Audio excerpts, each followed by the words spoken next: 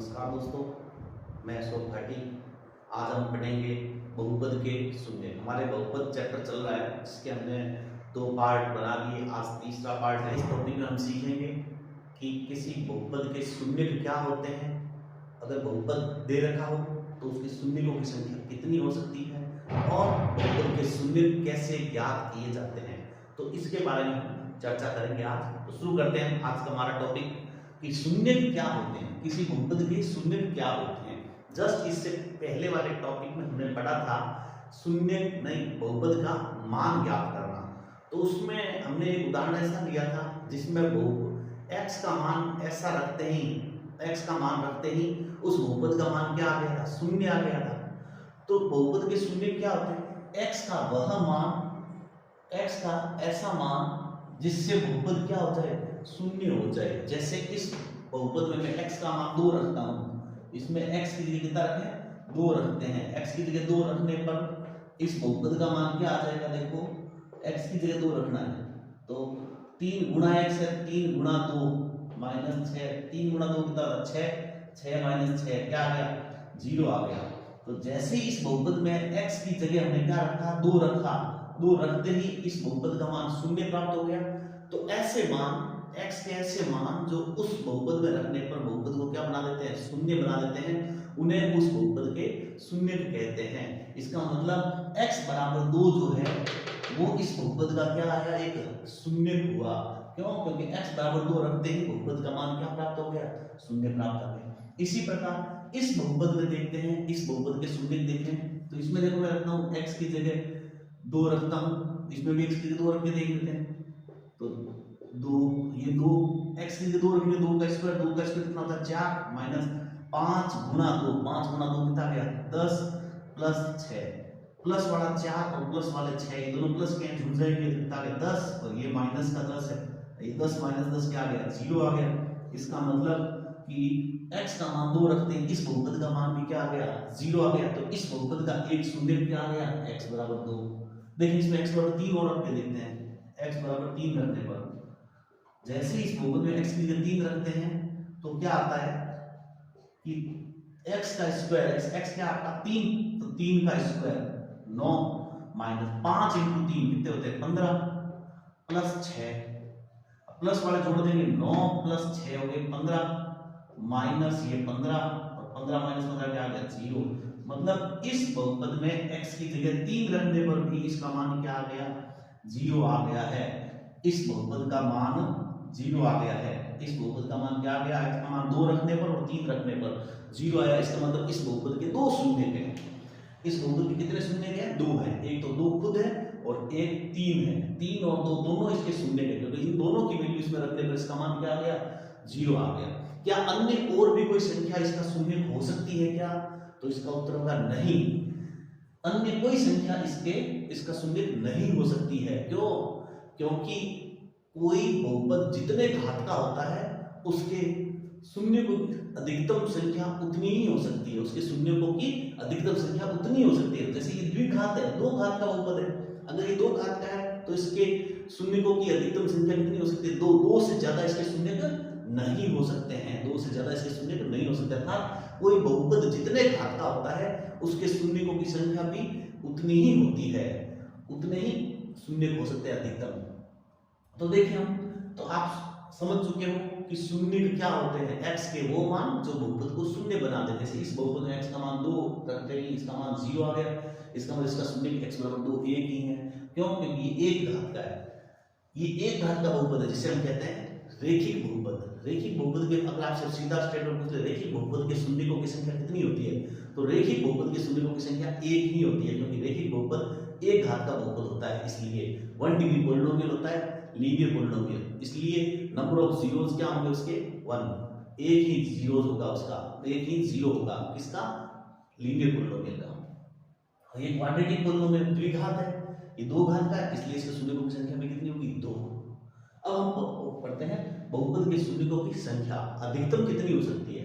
तो किसी बहुपद के शून्यों की अधिकतम संख्या जितने घात का होता है उतने ही उसके शून्य होंगे। जैसे इस बहुपद में शून्यों की संख्या कितनी होगी, नंबर ऑफ जीरोस कितने होंगे 3, क्योंकि इसकी अधिकतम घात कितनी है 3 है, अधिकतम घात 3 है, इसलिए इसके शून्यों की संख्या संख्या 3 हो सकती है, इसके शून्य की संख्या कितनी हो सकती है, 2 हो सकती है। ये x की घात 4 + 3x, इस बहुपद की अधिकतम घात कितनी है, 4 है, तो ये 4 घात का बहुपद है, इसलिए इसके शून्य की संख्या कितनी होगी, 4।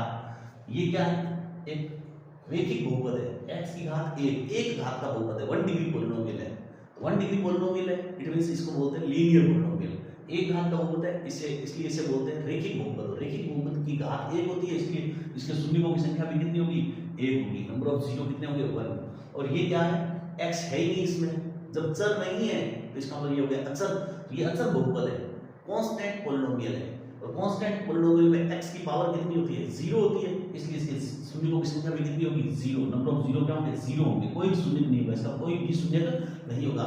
अर्थात आपसे पूछ ले कि रैखिक बहुपद के शून्यों की संख्या कितनी होती है, तो 1, number of zeros of polynomial of linear polynomial is 1 and number of zeros of constant polynomial is 0। मतलब रैखिक बहुपद के शून्यों की संख्या 1 होती है और अचर बहुपद के शून्यों की संख्या 0 होती है, कोई शून्य नहीं होता उनके। अब सीखेंगे यदि बहुपद दे रखा हो तो उसके शून्य कैसे ज्ञात करते हैं, बहुपद दिया हो तो उसके शून्य कैसे निकाले जाते हैं। तो बहुपद दिया हुआ हो तो शून्य कैसे निकालते हैं, उसके लिए मेथड सीखें। अगर वो बहुपद 2 पद का है, अगर वो 2 पद का बहुपद है तो शून्य निकालने के लिए क्या करेंगे, पहले सबसे पहले उस बहुपद को शून्य के बराबर रख देंगे, 0 के बराबर रख देंगे। फिर शून्य ज्ञात करना है, इसका मतलब इस बहुपद का मान क्या आना चाहिए, 0 आना चाहिए, 0 होना चाहिए।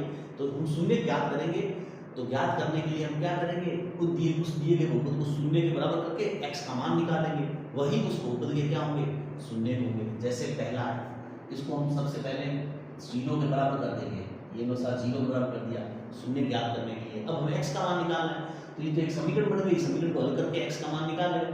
समीकरण कैसे हल करते हैं, x वाला पद यही रखेंगे और जिसमें x नहीं है उस पद को बराबर के उस तरफ ले जाएंगे। तो ये इस 3x को तो ये रख दिया, x वाला पद है, ये अचर पद है, अचर पद को क्या करेंगे, बराबर के उधर ले जाएंगे। जब ये बराबर उधर जाएगा तो 0 तो हट जाएगा और ये प्लस के 15 उधर जाके माइनस के 15 हो जाएंगे, बराबर उधर जाके माइनस के 15 हो जाएंगे, 0 हट जाएगा। अब देखें x का मान निकाला, x के गुणा में 3 है तो बराबर की तरह क्या आ जाएगा, भाग में, तो -15/3, तो x का मान आ गया -15, माइनस पड़ा 15 में 3 का भाग दिया, कितना आ गया 5। तो ये x बराबर -5 इस बहुपद का क्या है, एक शून्य है। भले x की जगह -5 इसमें रख कर देख लो, x की -5 रखे हैं तो 3 गुणा -5 कितने में, माइनस के 15 और ये प्लस के 15, -15 + 15 कितने होंगे, 0 हो गए। अर्थात x बराबर -5 इसका एक शून्य है। चेक भी कर लिया। तो हम शून्य कैसे निकालेंगे, दिए गए बहुपद को 0 के बराबर कर देंगे, फिर एक रैखिक समीकरण बन जाएगी और समीकरण को हल करने के लिए क्या करेंगे, वही अचर पद को बराबर उधर ले जाएंगे, बराबर उधर ले जाएंगे, 0 हट जाएगा और उसकी जगह -15 चिन्ह बदल जाएगा उसका, जैसे ही सवाल करते हैं। इसमें भी शून्य ज्ञात करना है, इसलिए इसको क्या करेंगे, 0 के बराबर लिख देंगे। ये लो, अब हमें x का मान निकालना है, इसलिए x वाला पद ये रखेंगे, अचर पद को उधर ले जाएंगे, तो जब जैसे अचर पद को उधर ले जाएंगे, इधर ट्रांसफर करेंगे तो क्या होगा, माइनस के 6 उधर जाके प्लस के 6 हो जाएंगे, 0 हट जाएगा। तो ये 2x बराबर उधर क्या हो जाएगा, 0 तो हट जाएगा, -6 उधर जाके प्लस का 6 बन जाएगा। अब देखें x का मान निकालना, तो x के गुणा में 2 है, उधर जाके भाग में बराबर उधर जाएगा, तो ये 6/2, तो x का मान आ गया 3। तो x बराबर 3 इस बहुपद का क्या है, शून्य है। आप चेक भी कर सकते हैं, इसमें x की जगह 3 रख के, 3 दूनी 6, 6 - 6 कितना आ गया, 0 आ गया। इसका मतलब x बराबर 3 इसका एक शून्य है। ये तो है रैखिक बहुपद, ये रैखिक बहुपद को हमने हल करना सीखा। अब हम द्विघात बहुपद को हल करना सीखेंगे, जिसमें 2 पद है, ये 2 पद का है, ठीक है, इसको और सीखेंगे। ये सबसे पहले वही, इसको भी क्या करेंगे, 0 के बराबर लिखेंगे, 0 के बराबर लिख दिया इसे। अब इसको शून्य ज्ञात करना है, तो वही x वाला पद तो ये रखना है, अचर पद को उधर ले जाना है, -16 उधर जाकर क्या हो जाएंगे, +16 हो जाएंगे, क्योंकि 0 हट जाएगा, माइनस के 16 उधर जाकर चिन्ह बदल जाएगा, प्लस का 16 हो जाएगा। अब हमें x का मान निकालना है, तो x का मान निकालोगे तो क्या करना है हमें, यहाँ पर इसका स्क्वायर है, वर्ग है, वर्ग को हटाना होगा। जैसे ही वर्ग को हटाएंगे तो यहाँ पर लिखेंगे वर्गमूल लेने पर, taking square root both the side, वर्गमूल लेने पर, और जैसे वर्गमूल लोगे इसका वर्ग हट जाएगा, x हट जाएगा, उधर क्या आ जाएगा, प्लस माइनस लगाओगे। 16 का वर्गमूल कितना होता है, 16 का वर्गमूल 4, तो 4 का वर्ग 16 होता है, इसलिए 16 का वर्गमूल कितना हो गया, 4 हो गया। तो ये +- 4, इसका मतलब x बराबर प्लस का 4 और x बराबर -4। इसके ये दो शून्य हो गए इसके इस बहुपद के, क्योंकि ये दो घात का बहुपद है इसलिए इसके दो शून्य हो गए, x बराबर 4 और x बराबर -4, ये इसके दो शून्य निकल गए। और फिर इसके भी सेम वही, इसको शून्य निकालना है तो 0 के बराबर करेंगे, एक्स स्क्वायर में अक्षर पद है उसका पक्षांतर कर देंगे, -15 हो जाएगा प्लस का 15। अब हम वही वर्गमूल लेने पर, क्योंकि अकेला एक्स ही एक्स स्क्वायर ही इधर, तो जैसे वर्गमूल होगी इधर से तो वर्ग हट जाएगा, इधर लग जाएगा प्लस माइनस 15 का वर्गमूल पूरा पूरा नहीं निकलता, इसलिए इसको वर्गमूल में ही रहने देंगे, प्लस माइनस वर्गमूल 15। तो इसके शून्य क्या हो जाएंगे, इसके दो शून्य हो जाएंगे, एक तो माइनस का रूट 15 और एक प्लस का रूट 15। ये root 15 plus minus root 15 plus root 15, ये दो इसके शून्य हो जाएंगे। इस प्रकार अगर कोई दो घात का बहुपद है तो उसके कितने शून्य होंगे, दो शून्य होंगे। रेखिक बहुपद है उसका एक शून्य होगा। तो हमने दो पद वाले चार उदाहरण लेके मैंने समझा दिया कि दो पद का कोई बहुपद हो तो उसके शून्य कैसे निकालते हैं। एक और एग्जांपल है दो पद वालों का, इस टाइप का वो समझें कि बहुपद दे दिया आपको ये 3x² - 15x ये दे दिया, इसके शून्य ज्ञात करना है। तो इसके शून्य कैसे निकालेंगे, शून्य ज्ञात करना है तो वही इसको भी क्या करेंगे, 0 के बराबर लिखेंगे, 3x² - 15x बराबर 0। अब हमें शून्य निकालने हैं इसके, तो देखो कैसे निकालेंगे। सबसे पहले क्या करेंगे, अगर उसमें तो हमने क्या कर दिया बराबर उधर ले लिया, अब इसमें क्या करेंगे हम इसके गुणनखंड करेंगे, हम इसको गुणनखंड विधि से इसके शून्य निकालेंगे। अब गुणनखंड कैसे करेंगे, तो इसके गुणनखंड करने के क्या चीज कॉमन आ रही है वो कॉमन ले लो। एक तो 3 दोनों में, 3 यहाँ पर भी है, क्या यहाँ पर 3 है क्या, हाँ 15 के गुणनखंड होते हैं 3 × 5, 15 के दो अभाज्य गुणनखंड क्या होता है 3 × 5, इसका मतलब 3 इसमें भी है 3 इसमें भी है, 3 कॉमन आ गया, और x इसमें भी है x इसमें भी है, x कॉमन आ गया, 3x हमने कॉमन ले लिया। जैसे कॉमन लेते हैं ब्रैकेट लगा देते हैं, ब्रैकेट लगाएंगे तो 3 तो कॉमन आ गया, अब यहाँ से यहाँ पर 3 तो बचा नहीं, x² है, x यहाँ पर 2 बार है गुणा में, तो एक x कॉमन ले लेते 1x तो बच गया। फिर ये माइनस 15 का होता है 3 × 5, 15 का मतलब होता है 3 × 5 होता है 15 का, तो हमने ये 3 कॉमन ले लिया तो बच गया 5, ये 5 और x था, x तो हमने कॉमन ले लिया, सिर्फ 5 ही बचा, और ये बराबर में क्या है 0। अब देखिए, अब इसका गुणा और इसका मतलब इसका और इसका गुणा क्या आ रहा है 0 आ रहा है, तो दोनों को 0 के बराबर करके x का मान निकालेंगे। एक बार 3x को 0 के बराबर करेंगे, 3x बराबर 0 करेंगे तो x बराबर क्या आ जाएगा 0, और गुणा में 3 जाएगा भाग में 3, तो x बराबर क्या आ गया 0 मतलब 3 का भाग तो क्या आएगा 0, तो एक शून्य का आ गया 0। और दूसरा अब x - 5 है, इसको भी 0 के बराबर करेंगे, x - 5 को भी 0 के बराबर करके अब x का मान निकालना, x यहाँ रखा, -5 को बराबर उधर ले जाएंगे तो आ जाएगा +5, तो x बराबर +5, तो इसके शून्य का आगे एक तो 0 और एक आ गया 5, ये इसके शून्य हुए। तो इस प्रकार दो पद वाले कोई बहुपद हो और दो घात का बहुपद हो तो उसके शून्य इस प्रकार निकालेंगे। अगले नेक्स्ट वीडियो में हम सीखेंगे वही बहुपद के शून्य ज्ञात करना, लेकिन द्विघात बहुपद और 3 पद का, 3 पद 2 पद से अधिक वाले 3 पद वाले द्विघात बहुपद के शून्य ज्ञात करना सीखेंगे।